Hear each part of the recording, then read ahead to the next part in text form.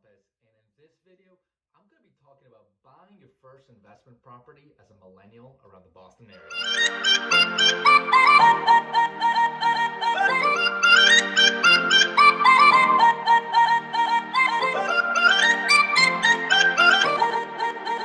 What's going on, guys? I'm Lior, I'm with Compass, and in this video, I'm going to be talking about how and why you should be buying your first investment property as a millennial around the Boston area. Now, before we even get into that stuff, two quick things like I always do. Number one, if you haven't already subscribed to my channel, please click subscribe below. I do tons of new videos weekly talking about buying homes, buying investment property, going over neighborhood highlights and community stuff. So please give me a subscribe below, and that way you'll be notified every time I do a new video. And number two, if you are even thinking about buying, selling, investing, or leasing anything to do with real estate, give me a call, shoot me an email. My contact info is below. Let's connect. I work 24/7. So let's talk about it. Now, let's get into today's content. So if you're a millennial, aka me as well, right? You're probably thought about, hey, should I go buy investment property or a home or anything like that? And we're gonna talk about all the steps, starting really high level about why you should even consider it, all the way down to execution and management and all that. So from a very high level, right, as millennials, we have ton of investment options, right? We can go on apps like Robinhood or whatever, and invest in stocks super easily from our phones. And we probably want to consider a pretty well diversified portfolio. Real estate's obviously should be on the top of your list as one way to diversify your investments, right? I mean, it's a great asset class, especially in an area like the greater Boston area, right? That's just so ripe, so prime, one of the best markets in the world economically. I think it makes a lot of sense to at least consider having that as part of your investment portfolio. The other thing to remember about it from a high level is, unlike stocks or unlike any other investments you might make, real estate becomes super leverageable, right? I mean, if you do well in your first property, say 1 or 2 or 3 years down the line, it's something that you can really leverage, right, to continue building out your portfolio, right? So you build enough equity in one place, you take that, drop it to the next place, and it's on and on and on. Now, it's not like, it's not obviously not a get rich in like a 2 or 3 year thing, right? I mean, you obviously got to be willing to play a long game.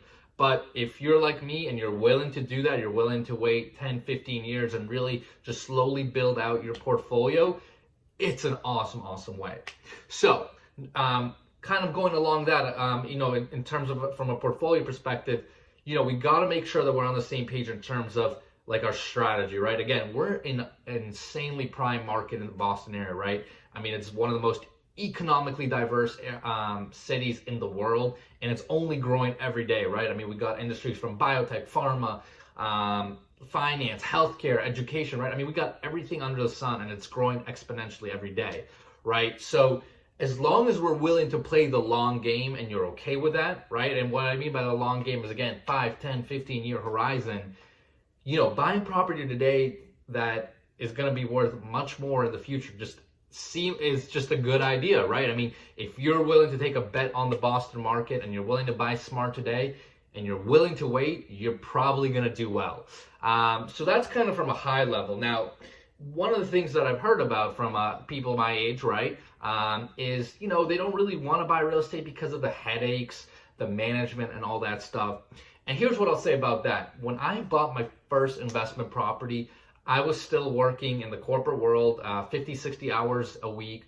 And yeah, you got to take some calls here and there. But for the most part, it's pretty manageable stuff, right? I mean, it's not rocket science.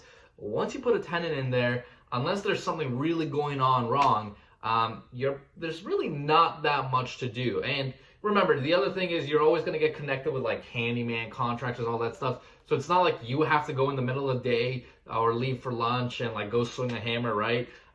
We always budget for things like repairs and maintenance when we analyze property. So, as long as you do that work up front, you're diligent about what kind of property you buy, really shouldn't take that much time away from, your corporate career or whatever it is else you may be doing. So, that's actually a really big deal. So let's get a little bit more specific now in terms of the financing, right?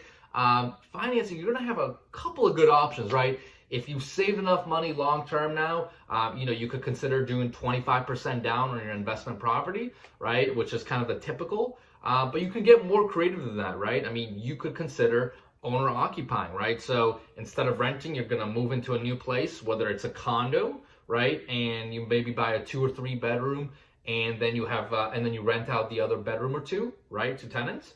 Or if you buy a multifamily, like I say, a 2-family, and again, same thing. You're going to live in one unit, and then on the top, the other unit you're going to rent out and create additional income. I chose that path. So I bought a 3-family, again, lived in one unit, and then rented out the other 2. And I basically actually ended up living pretty close to rent-free, right? Because the other 2 units' income really paid off my mortgage, which was fantastic. So there are a couple of creative ways to go about financing. It's not 100% necessary to have 25% down. You can definitely go for owner-occupant loans. And those start as low as 3.5% down, which is what I chose, right? I mean, I was only a year and a half out of college when I bought my first one, so I didn't really have that much money saved, but all I needed was like $20,000 to get into, over $500,000 property, and boom, you're off to the races. So you've got plenty of options. Don't let the fact that, I don't have 25% down saved, stop you from potentially exploring this avenue. And then kind of the last point I'll say about this is execution, right? I mean, we talked about the high level, we talked about getting financing. From a pure logistical, like how do I get this done, right? You want to decide on a couple of things. Number one, you want to solidify your criteria, right? So, you want to know, where within Boston do I want to invest, right? Do I want to invest in an area that's like super established, like Cambridge, Brookline, even downtown Boston, right? Like South End, North End, whatever. Is that an area that you want to go after where, your returns are going to be a little bit lower on a month-to-month basis, but you're investing in super prime areas? Or do I want to go maybe explore other areas where I can get more, maybe higher cash flows every month? So areas like Everett, Dorchester, Malden, Revere, where, it's not necessarily prime Boston, but they're certainly developing every single day. And if you drive by any of these areas, you'll see just as many cranes in those areas as you will downtown. So you got to kind of get comfortable with the decision. Other things that could impact the decision is if you're going to decide to own or occupy the property. You want to decide where you'd be comfortable living. If it's an investment property, just an investment property, you're not going to live in it, maybe that matters a little bit less. But anyway, you want to get really comfortable about what part of Boston you want to invest in. Number 2, you want to really figure out what kind of product you're going to buy. So are you going to do the condo? Are you going to do the single family? Or are you going to go after the 2-family, right? It's okay to have a couple of options, but you want to get kind of specific because that's the real way to get it done, is really be specific about what you're looking for, what makes sense for you, and then you can go execute. And then once you have those criteria down, what I'd say is just start sifting through, Realtor.com, Zillow, whatever website you want to use. Just get comfortable with what kind of properties are out there for that budget you set yourself.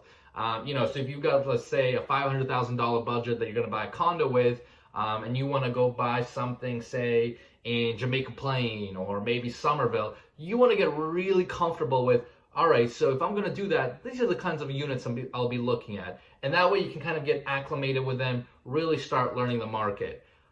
As you do that, the next thing I would do as well is go get pre-approved, right? You can set all the budget in the world that you want for yourself, but at the end of the day, you're going to be restricted by what the bank will lend you. So go talk to a mortgage officer, go talk to a lender. If you need a referral, obviously just hit me up. My contact info is in this video. And just understand, what can I get approved for? What kind of financing can I get? And that will make it that much more realistic for you.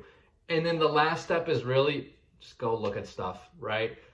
You can do all the online research in the world, but at the end of the day, if you're going to pull the trigger, just go look at stuff on the weekends or after work, which is what I did.